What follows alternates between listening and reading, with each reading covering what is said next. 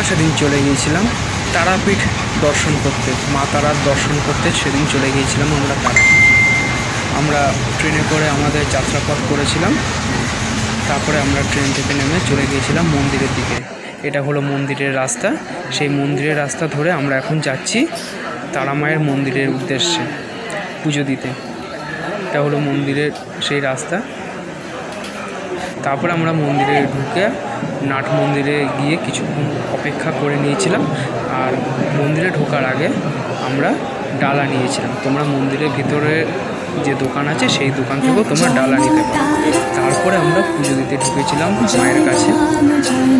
এই দেখো পুজো হচ্ছে।